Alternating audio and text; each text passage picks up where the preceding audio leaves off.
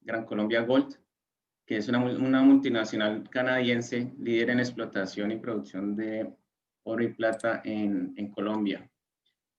Se posiciona como el productor subterráneo más importante de oro y plata de nuestro país y tiene sus operaciones enfocadas en los municipios de Segovia y Remedios en Antioquia. Actualmente explota 4 minas denominadas El Silencio, Providencia, Sandraca y La Carla, y es pionera en la implementación del área de confiabilidad en sus procesos de minería subterránea.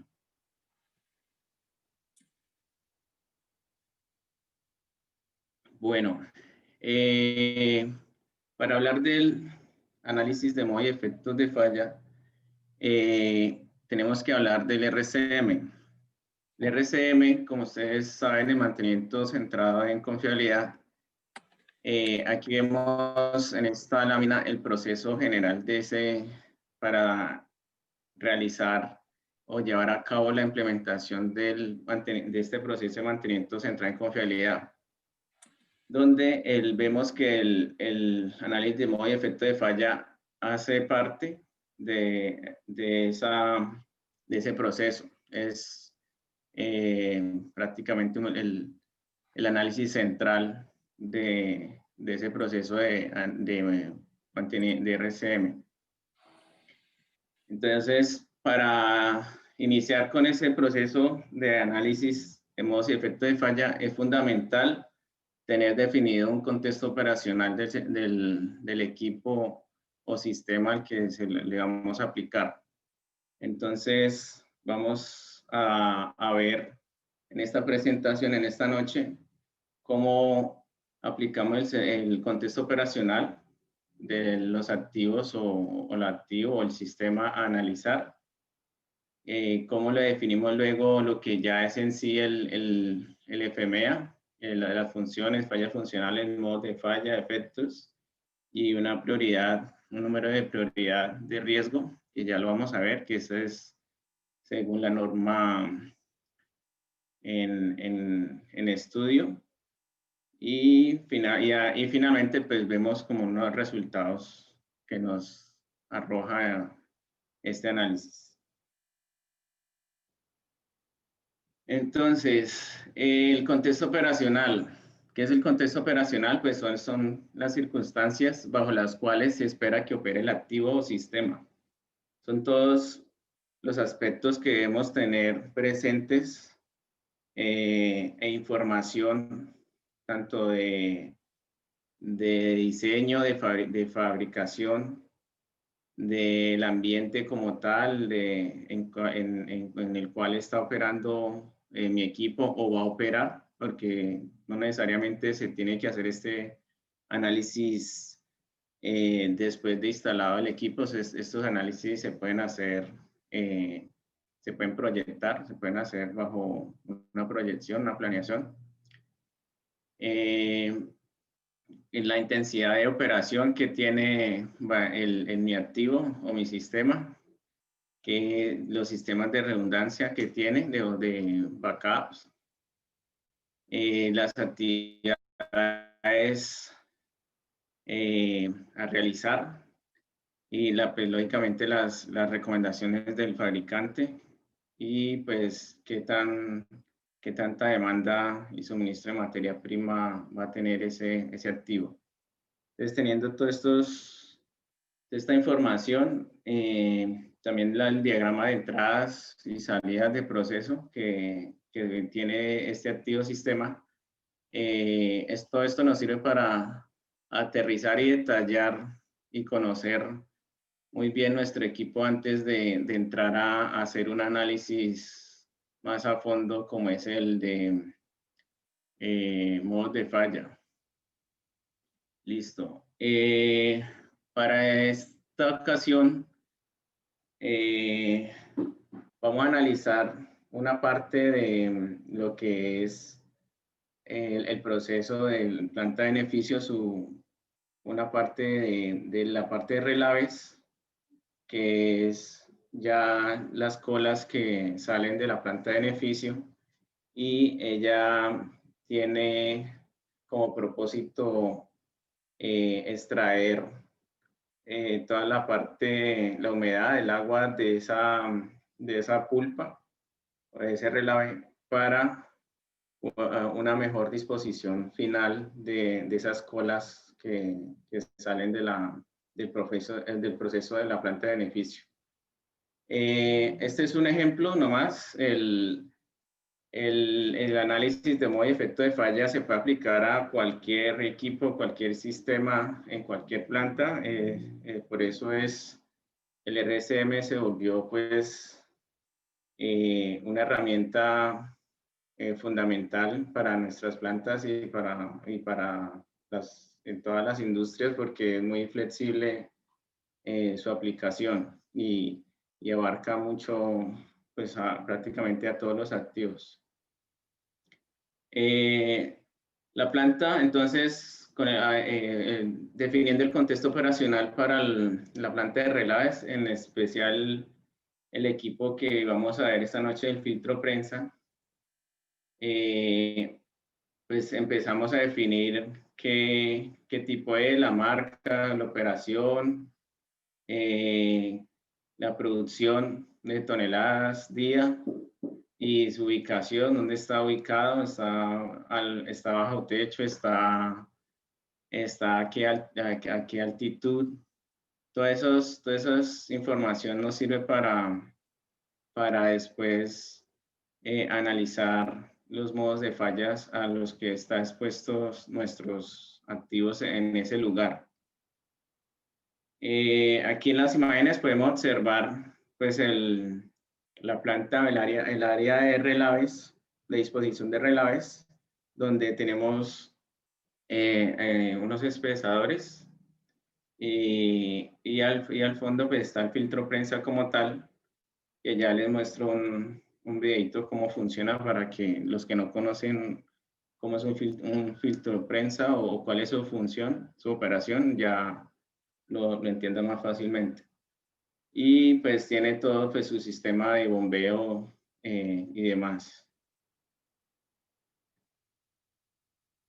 Ok. Aquí dentro, una parte importante a consultar o como fuente para definir el contexto operacional son los planos de procesos e instrumentación, los que conocemos como P&IDs. Estos diagramas nos sirven para entender mejor el proceso y ver cómo están relacionados los equipos unos con otros y ver el flujo del proceso. Aquí también nos sirve para definir toda la parte de aspectos técnicos, de velocidades, presiones, caudales, que vamos a necesitar para el análisis posterior.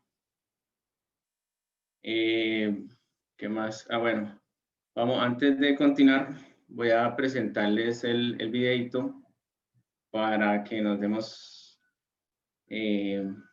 cuenta cómo funciona el proceso. Este pues, es un proceso de filtroprensa similar, donde vemos que la pulpa llega de planta de beneficio a un espesador para controlar el tema de la densidad y luego pasa a un agitador para que la mezcla sea homogénea al momento de entrar al filtro prensa. Y ya en el filtro prensa, pues su función, ahí vemos cómo cae ya es separar el agua de la pulpa. ¿Esto con qué fin? Pues para darle una mejor disposición por el espacio que ocupa o que requiere es menor que disponer esos relaves o esos lodos. Por temas ambientales también es mucho mejor. Ahí vemos cómo por el centro de las placas ingresa la pulpa a cada una de las placas y por medio de presión hidráulica se exprime el agua de la pulpa y ya cae al final, prácticamente es tierra o ya con un porcentaje como del 18% de humedad, un porcentaje muy bajo de humedad. Bueno, ahí como ven, y tiene una etapa de lavado de las placas también, que aquí pues el sistema es distinto con el que muestra el video. Ya, bueno, vamos a continuar. ¿Cómo iniciamos este proceso? Como ven, el equipo de filtroprensa pues es un equipo complejo, pues tiene varios subsistemas, por decir algo así. Tiene la parte hidráulica, la parte de aire comprimido, la parte o el sistema de control, el sistema de eléctrico, el sistema de alimentación de bombeo, el sistema de agua, el que tiene de las entradas del proceso, recibe agua limpia para el lavado de las placas, recibe también la pulpa como tal y recibe aire comprimido para que son las fuentes de energía que necesita para funcionar. Y pues tiene todo el tema de traslación y movimiento de las placas, de lavado de las placas. A la parte inferior tiene una compuerta donde captura el agua que cae, que se exprime o que se separa de cada placa y se lleva a una disposición, a un tanque para disposición final o para reutilización en este caso, reutilizar esa agua. Esa agua vuelve a planta de beneficio para ser aprovechada y también la compuerta se abre para dejar caer ya lo que es la torta, que llaman torta o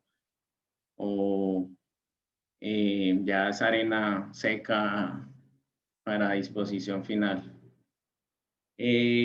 ¿Cómo iniciar el análisis de ese equipo con tantos subsistemas?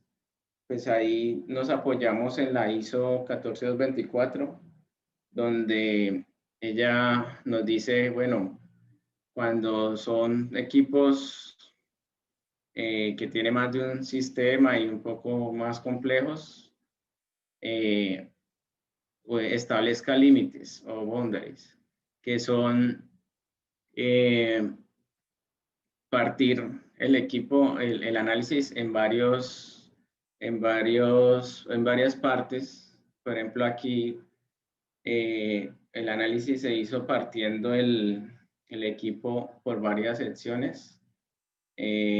Aquí las muestro con el recuadro rojo, donde se hizo un análisis para la placa de válvulas, un análisis de la viga central y pues todos sus componentes, un análisis para la placa soporte y un análisis para la placa móvil y una parte del análisis para la compuerta, otro para la unidad de lubricación, esta es la misma la compuerta y otro para la bomba, que es la que me alimenta de pulpa el filtro prensa.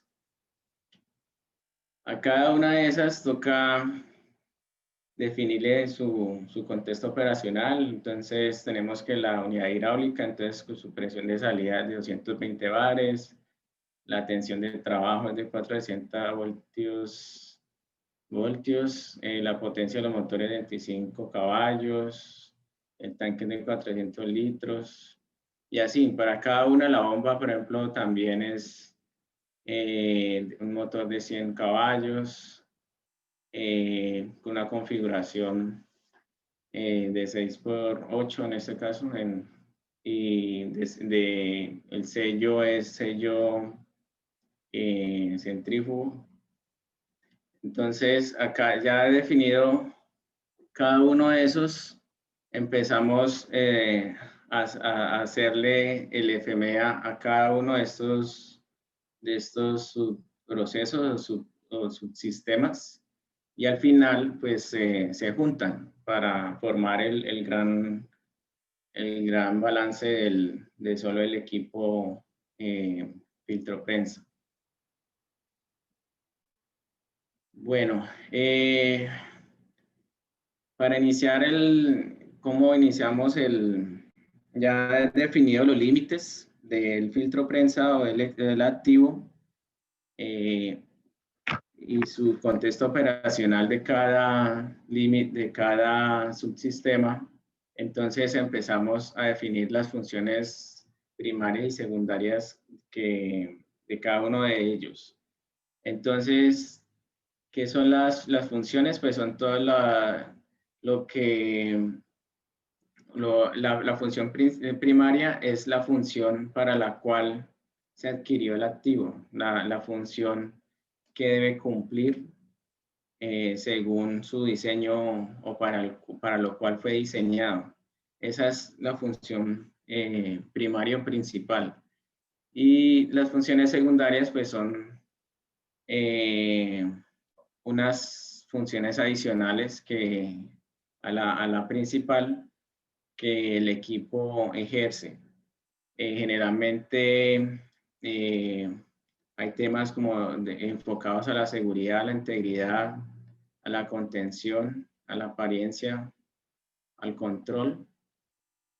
Entonces, ya vamos a ver cómo la definimos en la siguiente, más adelante. Damos un ejemplo ahí. Las fallas funcionales. Las fallas funcionales, una vez definidas las funciones, debemos definir la falla funcional, que generalmente principalmente son de dos tipos, la falla funcional total y parcial.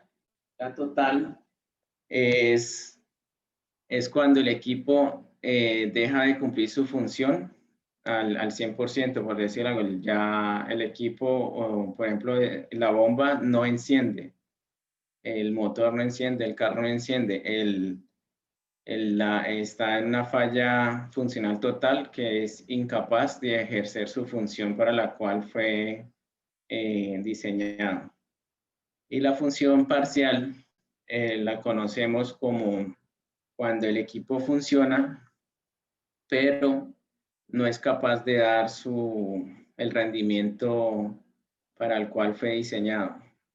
Por decir algo, el carro enciende y arranca, da marcha, pero no es capaz de subir de una velocidad de 20 kilómetros por hora. Entonces, o la bomba está dando un caudal muy bajo, o el compresor está dando una presión más bajo de lo que normalmente opera.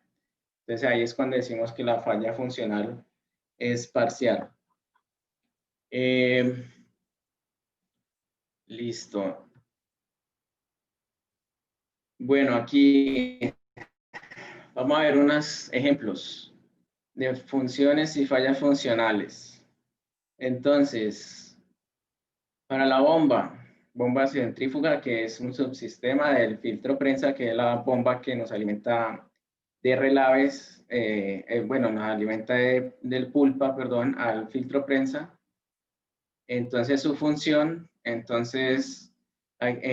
bombear pulpa del agitador al filtro prensa con un caudal de 212 metros cúbicos por hora a 580 RPM y una presión de descarga de 18.9 psi con una velocidad de 1.8 metros por segundo y una temperatura máxima de 60 grados Celsius en rodamientos.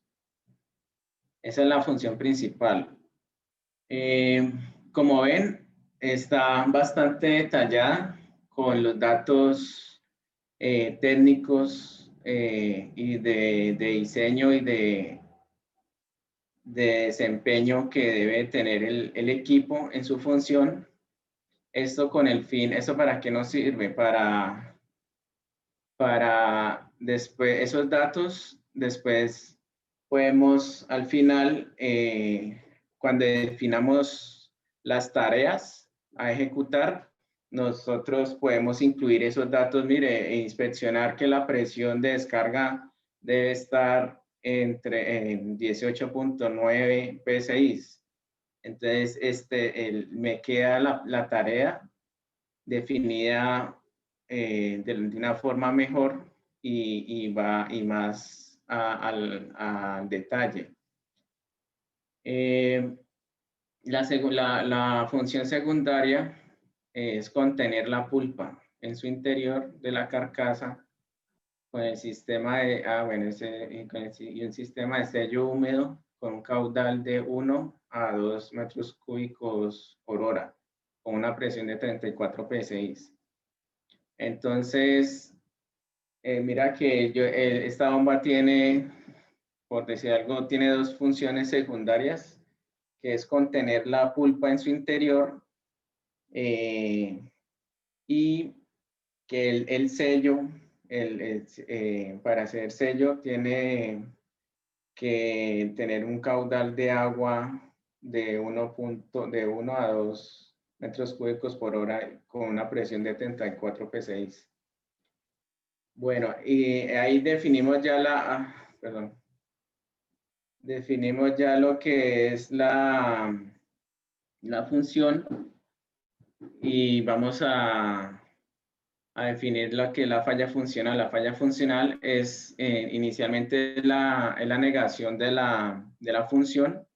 Entonces, si la función me dice bombear pulpa, pues la falla funcional es no bombea pulpa. Esa es para identificar fácilmente la falla funcional total, es la negación de la función.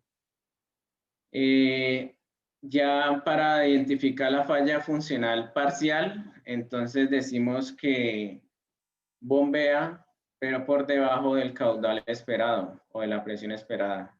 Y ahí ya encontramos la falla funcional parcial.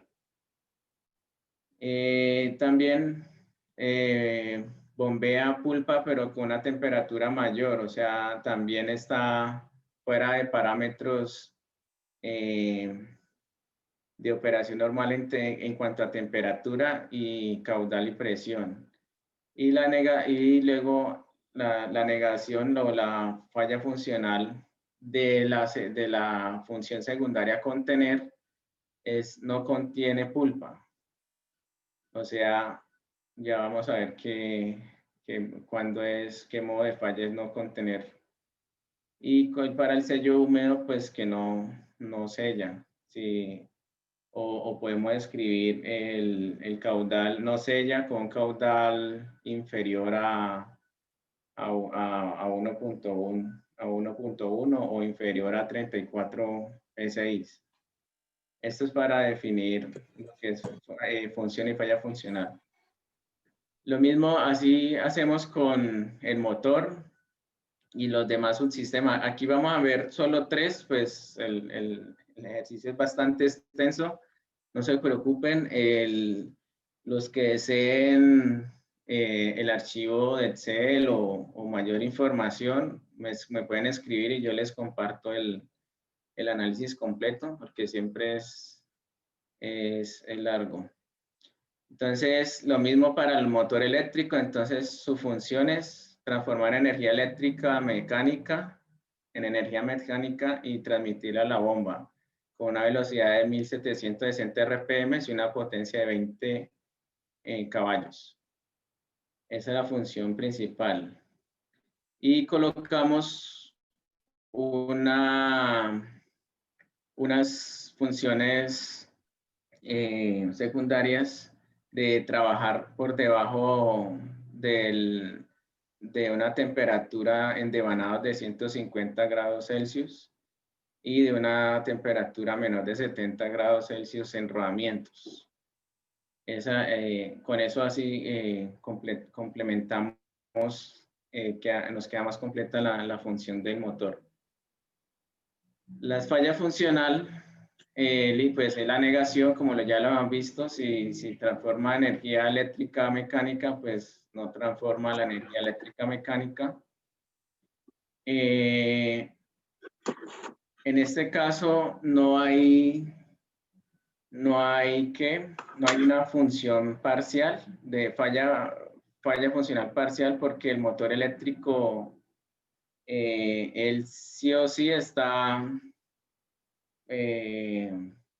va a generar sus RPMs, bueno, a no ser que se haya quemado una de sus bobinas y no todo el devanado por completo.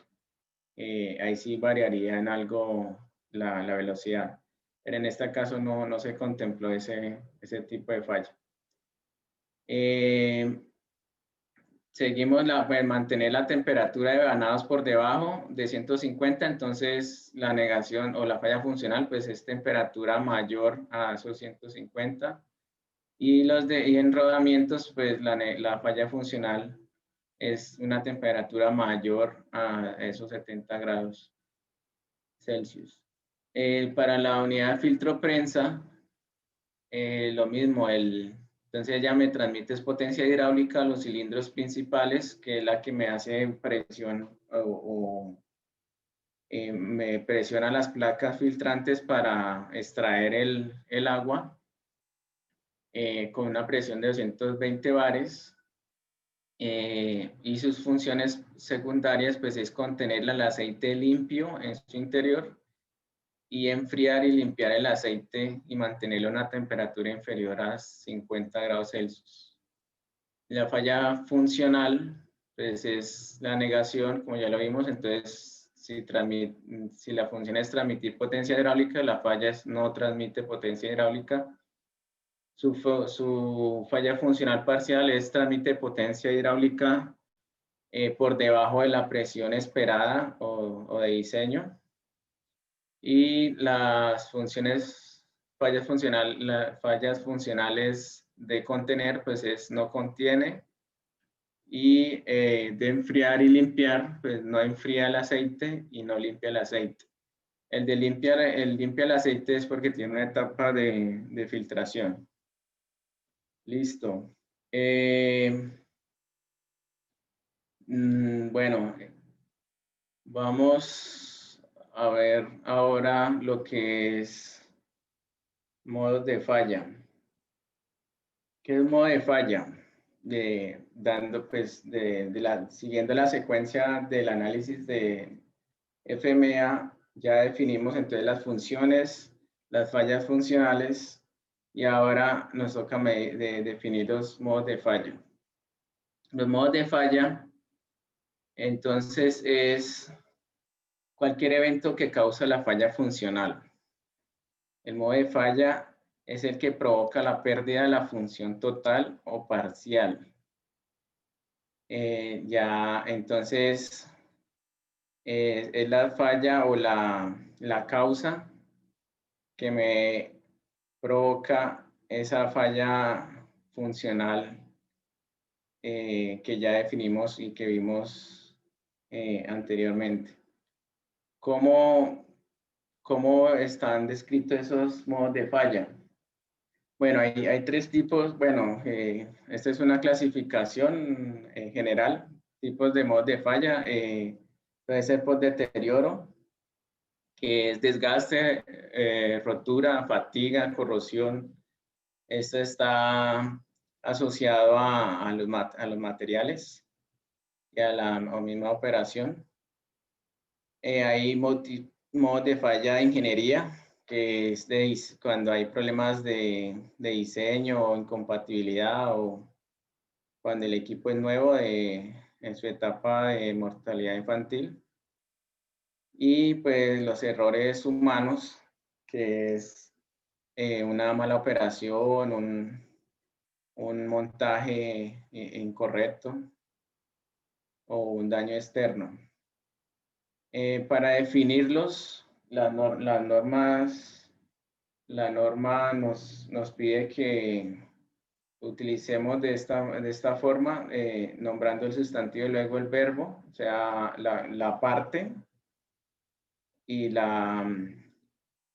y el mecanismo de falla, o sea, el rodamiento, roto o desgastado, motor quemado o motor aterrizado en cortocircuito, impulsor desgastado, impulsor roto. Entonces, digamos que esta es la forma en cómo debemos escribir el modo de falla en el análisis.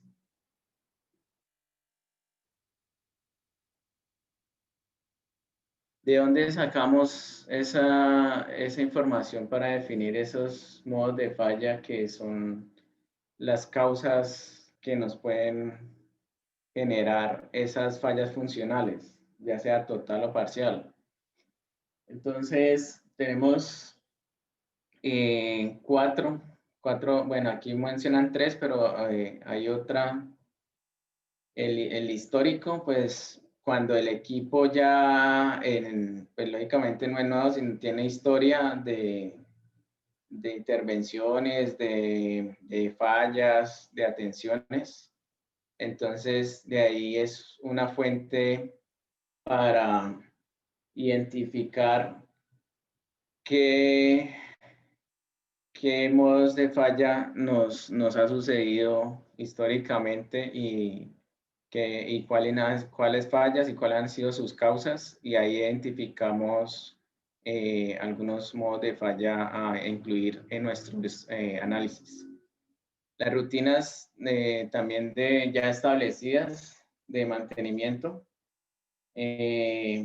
podemos, también es un insumo para identificar esas rutinas que nos dice el fabricante que ejecutemos o, o si tenemos algún sistema de mantenimiento autónomo o predictivo, qué rutina le estamos haciendo actualmente, y esa nos sirve para identificar esas tareas, a qué modos de falla estamos pretendiendo o le apuntan, pretendiendo evitar qué modos de falla está pretendiendo evitar esas rutinas.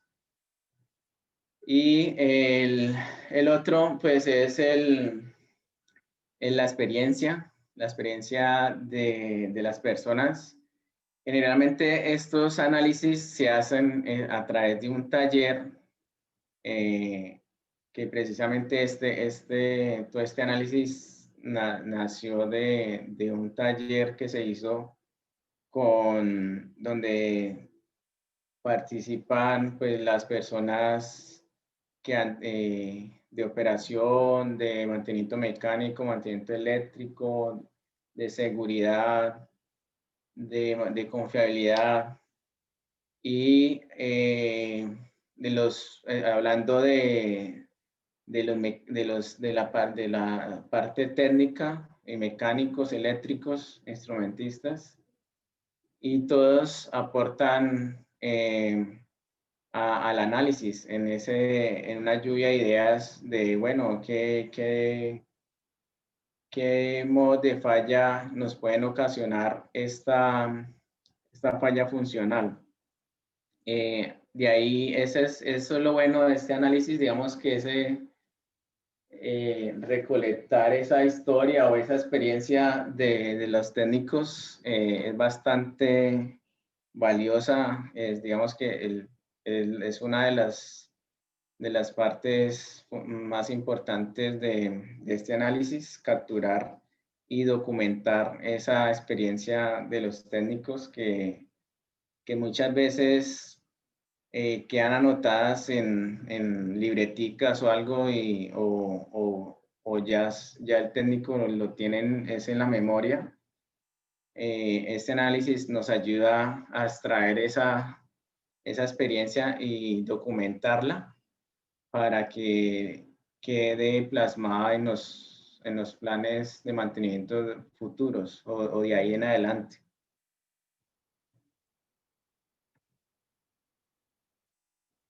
Bueno, entonces tenemos funciones, fallas funcionales, modos de falla y falta los efectos. Los efectos de las fallas. Esta se hace bajo estas tres suposiciones o premisas, bueno, suposiciones, que es analizar los efectos, asumiendo que en este momento no se le realiza ninguna tarea de mantenimiento a ese equipo. O sea, esa es una suposición que debemos hacer en el momento del análisis, que en este momento no se le hace nada de mantenimiento ni se le está haciendo ninguna tarea preventiva a ese equipo. Esto con el fin de no sesgar el análisis y evitar que se nos pase por algún modo de falla que por lo que ya lo estamos cubriendo con alguna tarea preventiva, no lo mencionemos en el análisis. Entonces, por eso es importante asumir que no se está haciendo ninguna tarea de mantenimiento a este activo. Asumir que el modo de falla causa una falla funcional, o sea, que va a haber algunos modos de falla que sí, efectivamente, si se llegan a dar, pues me causan, que si se llegan a dar, sí, efectivamente me causa la falla funcional, ya sea total o parcial. Y considerar que el resto de subsistemas o dispositivos no los afecta. O sea, si decimos que, por decir algo, que pues es para no mezclar el análisis con otros subsistemas. Por eso hay que respetar los límites ya definidos en el contexto operacional. Entonces, los efectos de las fallas van a ser dos, principalmente el efecto local y el efecto final. El efecto local es el síntoma percibido por el operador. O sea, es lo primero que el operador, o lo primero que vemos nosotros al ocurrir ese modo de falla. Entonces, eso es lo que ya denominamos síntoma. ¿Qué vemos? Por ejemplo, una desalineación. ¿Qué vemos en una desalineación? Lo primero que nosotros percibimos es que incrementó la vibración.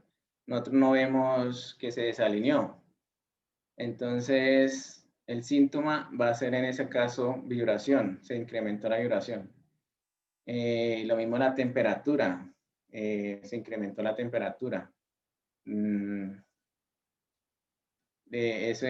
Por ejemplo, para un modo de falla de desgaste o de lubricación deficiente, lo que vemos es un incremento de la temperatura o sobrecalentamiento. Y el efecto final es que el impacto que me pudo o que me ocasionó al sistema o a la planta, al nivel superior del análisis. Entonces, hasta ahí pues los efectos. Bueno, aquí ya vamos a ver el ejemplo. El ejemplo, entonces ya vimos lo que es función, fallas funcionales. Aquí estamos sobre el subsistema de la bomba. Entonces ya vimos que le definimos la función, falla funcional, los modos de falla. Entonces en el taller de lluvia de ideas y demás, y de acuerdo a la recolección de información, entonces se definió que los siguientes modos de falla, que el impulsor atascado, taponamiento en la succión, acople roto, eje roto, rodamiento desgastado, roto, correas rotas, impulsor desgastado, bueno, ahí desalineación, correas desgastadas, sobretemperaturas, rotura del casco o de la carcasa de la bomba para el tema de contención. Entonces, ahí esta parte de los modos de falla, pues ya se define en el taller con la ayuda de todos y con el soportado también con las recomendaciones del fabricante y el listado y el histórico de intervenciones que ha tenido el equipo. Para el efecto local y final, yo utilizo la norma 14224 para el efecto local, que es el síntoma. El síntoma, para definir el síntoma, la ISO 14224 tiene una tablita que llama ella lo llama modos de falla. Inclusive está codificado, tiene una codificación. Y es distinto al modo de falla como lo define la norma de RCM, la SAE J1012. Y para este caso, ya está definida la tablita de síntomas. Entonces, lo que hacemos es mirar que, por ejemplo, mira, acá está el ejemplo de desalineación. Entonces, ¿qué es el síntoma? Vibración. Y el efecto local, pues, el efecto final, perdón, es el efecto al sistema. Entonces, que el bombeo fuera de parámetros. En este caso no se detiene. La fisura del caracol, pues sí es el efecto local, pues es una fuga del medio de proceso, o sea, en este caso es de pulpa, y se detiene el bombeo porque sí toca detener el bombeo para corregirlo porque ya no es capaz de levantar la presión de descarga necesaria para el proceso. Venga, sigamos con otro ejemplo. El del motor eléctrico, entonces ya tenemos falla funcional, los modos de falla, devanado en corto, devanado abierto, falla en el arrancador, ruptura del eje, rodamiento roto, desgastado. En este caso, nosotros incluimos dentro de ese límite el arrancador o el sistema de arranque de ese motor. Ya puede ser por arrancador suave o un variador de frecuencia. Podemos utilizar, eso ya depende de nuestro criterio, podemos utilizarlo como un subsistema aparte y analizar solo el arrancador suave o solo el variador y hacerle su propio FMEA. Ya es cuestión, cuando son arranques directos, pues no hay mucho que analizarle a un arranque directo, entonces generalmente se incluye en el FMEA del motor. Cuando sí es un variador, sí se analiza por aparte. Pues depende del criterio de cada uno de cómo quiere incluir en el análisis. Entonces lo mismo, el efecto local extraído del listado de la 14224, el síntoma, donde pues el rodamiento roto, pues el ruido y y pues el efecto final se detiene el bombeo. Listo, así para cada uno de esos. Para la unidad hidráulica, también se definió sus modos de falla, donde tiene bomba desgastada, los engranajes, es una bomba de engranajes, pues hay rotura de engranajes, el motor quemado, rodamientos rotos, desgastados, problemas con el aceite, eso también me ocasionan que el equipo no me trabaje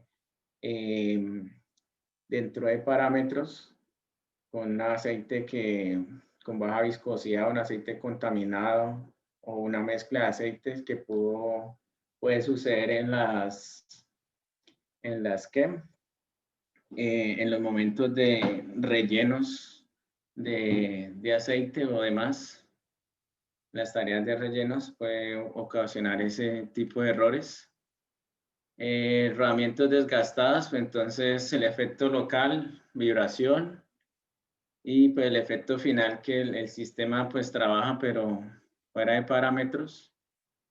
Mangueras rotas, pues las fugas, se detiene el sistema porque este sistema pues es hidráulico y cualquier fuga pues hay pérdida de presión y pues ya no alcanza a tener las presiones requeridas para su operación, entonces genera la parada del filtro prensa. Para enfriar el aceite, pues tiene la unidad hidráulica tiene un enfriador o radiador, el cual es un ventilador, tiene su ventilador también, que enfría por aire forzado el aceite que circula a través del radiador. Entonces ese radiador puede estar obstruido, puede estar roto. Entonces, ¿qué me genera? El efecto local, pues un sobrecalentamiento, sobre temperatura y me impacta la operación del filtro prensa. Bueno, la norma IS 6812 establece un número de prioridad de riesgo para los modos de falla. ¿Eso con qué fin? De identificar de todo ese listado de modos de falla, cuáles son los más relevantes, porque como es una lluvia de ideas y hay unas suposiciones, a cuáles modos de falla me debo centrar o orientar o enfocar mis esfuerzos para que no ocurran. Entonces, esta norma lo que nos dice es analice, calcule, en ese caso calcule el riesgo de acuerdo a 3 variables a tener en cuenta por cada modo de falla, que es la severidad, la ocurrencia y la detectabilidad. Como sabemos, el riesgo es la probabilidad por consecuencia. Entonces, las dos primeras me calculan el riesgo, que es severidad y ocurrencia o probabilidad. Y la última, la detectabilidad, me ajusta ese riesgo de acuerdo a qué tan fácil es que yo detecte ese modo de falla. Entonces, ahí como que me compensa un poco ese riesgo calculado inicialmente. La severidad, entonces, son 3 números. Estos 3, la severidad tiene un rango de 1 a 10, donde 1 es el menos gravedad, presenta menos gravedad, y el 10 presenta una afectación, una gravedad es muy alta, de 1 a 10. Lo mismo la ocurrencia es que qué tan probable es que ocurra ese modo de falla. Entonces, donde 1 es muy improbable, en menos, una probabilidad muy baja o casi o nula de que se ocurra, que se presente ese modo de falla. Por ejemplo, el de motor quemado. ¿Qué tan probable es que se me ocurra ese modo de falla? Pues dependiendo depende de muchas variables, pero sí es posible. Entonces, ya nosotros entramos a evaluar qué tan probable es que se me presente ese modo de falla. Y lo mismo, de 1 es muy improbable a 10 que sí es muy probable que sí ocurra. Y la detectabilidad es el número, pero a la inversa, de 1 a 10, pero es 10 que es que no se detecta, y 1 sí que es muy detectable, muy fácil de detectar. Entonces, ya son esos, evaluamos por cada modo de falla esas tres factores: la severidad, la probabilidad y la detectabilidad, y lo añadimos ahí en la tablita. Entonces, por cada modo de falla, yo le tengo que asociar, a ponerle un número a la severidad, probabilidad y de detectabilidad. Y la multiplicación de esos tres me da el numerito de prioridad de riesgo. Entonces, miremos el impulsor atascado. Pues una severidad de 1 a 10 de 6. ¿Qué tan probable es que suceda eso? Pues no es tan probable. Pues se decidió de acuerdo a las condiciones de trabajo, del fluido de trabajo y demás, que tiene una probabilidad muy baja de 3, y detectabilidad de 3. Entonces esa multiplicación me da 54, ese numerito de riesgo. Entonces me lo va clasificando. El método de detección, bueno, aquí vemos aparte del numerito de prioridad de riesgo, vemos mecanismo de falla y método de detección.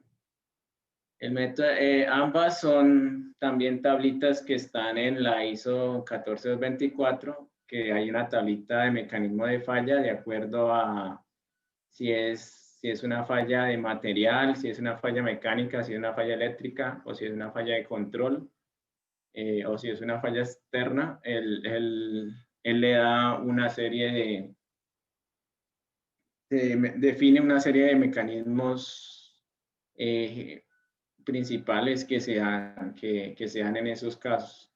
Entonces, de ahí también se asocia de acuerdo a esa tablita.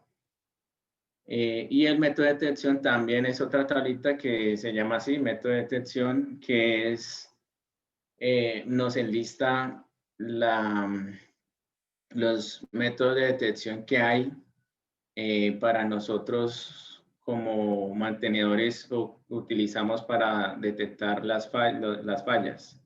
Entonces nosotros utilizamos inspección, monitoreo, variación de la producción, no por observación casual, por inspección. Bueno, ahí ya está inspección.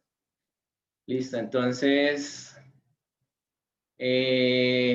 así para cada uno, bueno, ya definido, evaluado la prioridad del riesgo a cada uno de ellos, de los modos de falla. Entonces observamos aquí los números de prioridad, donde me dice que este es el más alto, el 168, que corresponde a impulsor suelto. Entonces fue porque tiene una severidad alta, una probabilidad mayor de ocurrencia, y la detectabilidad pues es baja. Entonces, nos indica que debemos centrarnos luego en una etapa posterior de cuando estemos definiendo actividades de mantenimiento, que debemos centrarnos o concentrarnos en definir tareas para la prevención o monitoreo de este modo de falla. Y así sucesivamente, ahí podemos después clasificarlos de mayor a menor y empezar el análisis a definir tareas, qué tareas vamos a hacer para prevenir este modo de falla que es el más crítico, por decir algo, el más riesgoso para nuestra máquina.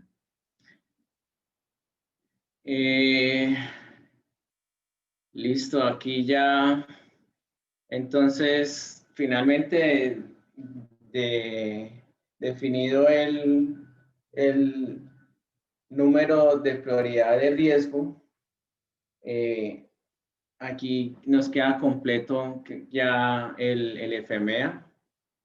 Completamos ya nuestro FMEA, nuestro análisis, donde tenemos pues el subsistema, la función, falla funcional, los modos de falla, los efectos y el número de riesgo, número de prioridad de riesgo. Y ahí nos quedaría completo nuestro análisis.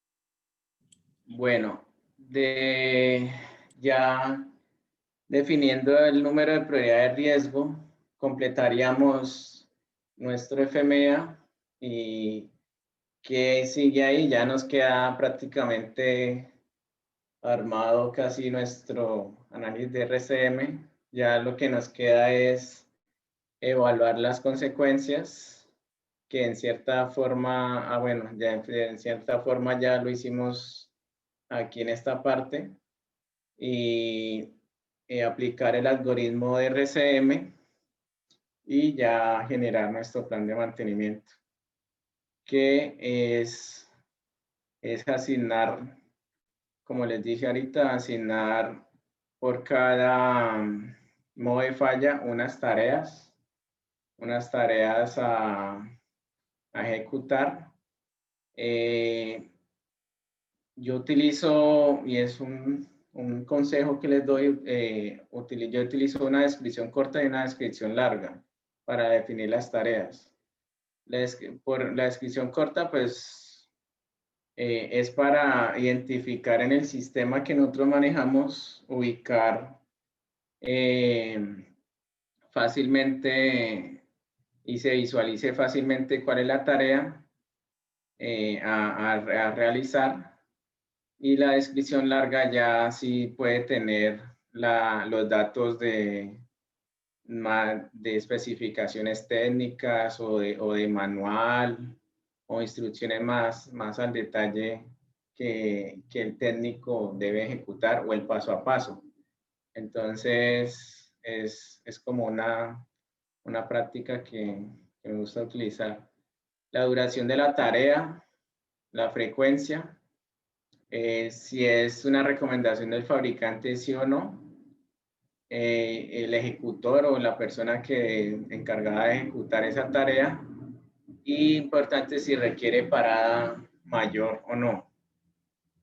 Y así enlistamos cada una de las tareas, inclusive aquí las clasificamos por su unit o por su unidad,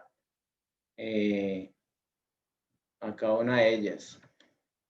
Y finalmente se obtuvo lo siguiente. Para solo el filtro prensa, este es sin incluir la bomba ni el motor. Solo el filtro prensa con sus unidades hidráulicas, las placas y la compuerta, se obtuvo 78 tareas. Y aquí vemos de esas 78, cuáles eran recomendaciones del fabricante. Un 56% eran tareas que ya, digamos, estaban definidas que hiciera el fabricante, pero mire el 44% adicional no lo estaban. O sea, esto fue el aporte que dio el análisis. El análisis tanto de los históricos como de la experiencia de vivida, la experiencia de las personas.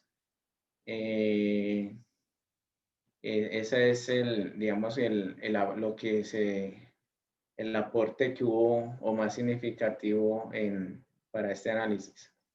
De los ejecutores, entonces vemos que el 44% de la distribución de esas tareas son de inspección periódica, y el otro 42% son ya de intervención mecánica, preventiva. Entonces tenemos de análisis de predictivo hay un 4%, de eléctrico un 5%, y de operaciones hay un 5%. Es importante también incluir las tareas de operación, de lo que debe hacer el operador, porque el operador de la máquina pues es el que está en el día a día ahí, y es bueno, aunque él ya por experiencia y por conocer la máquina, muy probablemente ya realiza la mayoría de esas tareas, pero es bueno documentarlas, que el día que llegue un operador nuevo o haya que hacer alguna capacitación a un operador, estén documentadas y aseguradas en el sistema.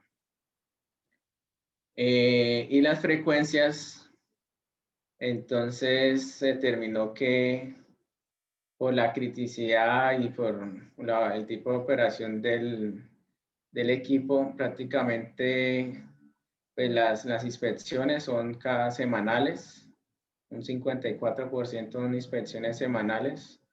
Mensuales son las actividades mecánicas preventivas.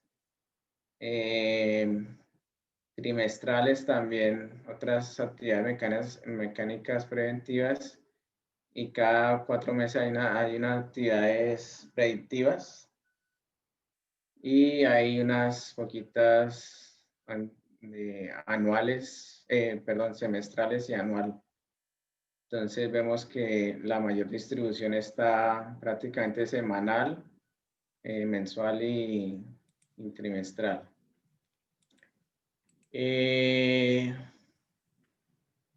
¿Listos? ¿Preguntas? Ingeniero. Señores. Mi nombre es Jaime Casey. Quisiera hacerle un par de preguntas así, Sí, señor. rápidas. Veo que quedó bastante claro el tema. De 1 a 3 o de 1 a 5, ¿cuál es la importancia de un Failure Mode Defect Analysis? Y número 2, todo esto tiene que ver un poco con severidad, ocurrencia, etcétera. Igual que un análisis de HACCP, donde también tiene que ver con ciertos valores. Y eso se lo pregunto a nivel de auditoría. Cuando a uno le hacen una auditoría de mantenimiento, a uno le dicen, hombre, ¿por qué usted escogió esta ocurrencia? ¿Por qué ocupó esta severidad? ¿O por qué ocupó este otro término? Entonces, esas serían mis preguntas. Gracias. Listo, Jaime, muy buena pregunta. Digamos que hay otro beneficio y en cuanto a este análisis de modos y efectos de falla, y específicamente, pues como vemos el RCM, pues vemos que el FMEA hace parte del RCM, es que asegura y orienta que mis actividades de mantenimiento tengan razón de ser. O sea, yo voy a hacer esa actividad preventiva no porque sí, ni porque siempre la hemos hecho así o porque alguien me dijo, sino porque ya sabemos que vamos a prevenir, está enfocado a prevenir un modo de falla que prácticamente es una prevención de un riesgo. Y eso lo podemos, el RCM también lo podemos llevar a costos. ¿Cuánto me cuesta? Si yo le pongo otra columna que generalmente se hace a ese listado de tareas, le pongo costo de esa tarea y ahí me da, y el costo del repuestos para las tareas que hice, cambiar filtro, por decir algo. Entonces le pone el costo del filtro.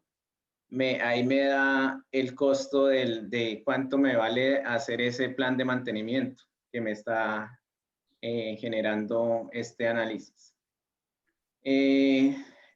Con respecto a las auditorías y la gestión de riesgos, sí, todas estas metodologías, como ustedes lo ven, son orientadas a gestionar el riesgo y de alguna forma sirven para las auditorías demostrar o soportar que yo estoy controlando mis riesgos en mis procesos, en mis actividades o en mi gestión de mantenimiento. Yo ahí, a través de un análisis de estos, yo fácilmente le puedo mostrar, mire, se hizo este análisis, este estudio, y para mitigar estos riesgos que en última son las fallas funcionales y parciales, que eso me impacta ya sea en el riesgo a las personas o el riesgo económico por lucro cesante. Entonces, para nos sirve como soporte a alguna auditoría externa o una auditoría de gestión de riesgos. Ingeniero, una pregunta. ¿Aló? Buenas noches. Sí, buenas noches. Sí, buenas noches. Unas consultas tengo, por favor. Por ejemplo, la diferencia entre ese análisis de criticidad que se hace al comienzo y el número de prioridad de riesgo, o sea, quería saber la diferencia entre ese primer análisis y el RPN que luego está enmarcado dentro de lo que es el FEMECA. Esa es una. Y la otra, pues a veces ocurre que el número de prioridad de riesgo más alto, hay tres situaciones en las cuales el NPR resulta igual, 3 o más, digamos, de una manera puede ocurrir. El mayor número, por ejemplo, usted presentó un 148 por ahí. ¿Qué pasa si hay 3 situaciones donde hay 148? ¿Cuál se prioriza allí? Bueno, excelente pregunta.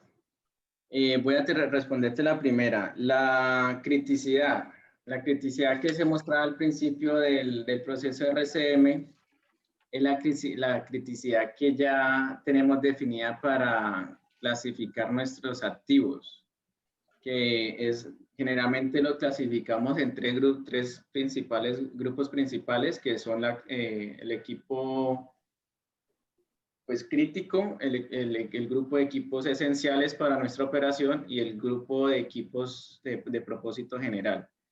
Esa es la clasificación del equipo. O sea, en ese momento, en esa clasificación de esa primera criticidad, cayó que ese filtro prensa, ese activo, era crítico para la operación porque si para, como es el que recibe las colas de la planta está en serie con la planta de beneficio. Si llega a parar, pues la planta no tiene a quién entregarle las colas y me hace parar la planta de beneficio. Entonces, ese análisis de criticidad de activos es el primer análisis que habla ahí en el proceso de RCM, que es muy distinto al número de prioridad de riesgo, que ya es la criticidad, pero de los impactos que me causan los modos de falla. Ok, y así como hay una 6812 para el número de prioridad de riesgo, ¿habrá alguna normativa también para hacer ese análisis de criticidad? El inicial, digamos. Ah, sí, claro, ahí está la norma NORSOC, la Z8, ¿para qué? Z008. esa norma establece los criterios para definir la criticidad precisamente para gestores de mantenimiento. Y es un análisis totalmente pues aparte y distinto porque evalúa otros factores. Generalmente es el impacto de si llega a fallar ese equipo o ese activo. No solamente qué impacto me genera la producción, sino qué impacto me puede generar a la persona, al medio ambiente y en la parte económica. O inclusive algunas empresas ponen la parte de imagen corporativa. Entonces, ese es otro análisis que se llama precisamente análisis de criticidad de activos. Con respecto a si el número de RPN nos da igual, nos salen varios iguales, pues no importa en este caso. Lo que pretende este numerito es simplemente mostrarnos en a qué modos de falla nos debemos centrar para definir nuestras tareas preventivas y predictivas. Entonces, no importa si le salen 3 iguales, pues eso quiere decir que tienen el mismo nivel de riesgo, y que toca atacarlos sí o sí los 3. Pero lo único que nos indica es que tienen el mismo nivel de riesgo. Ok.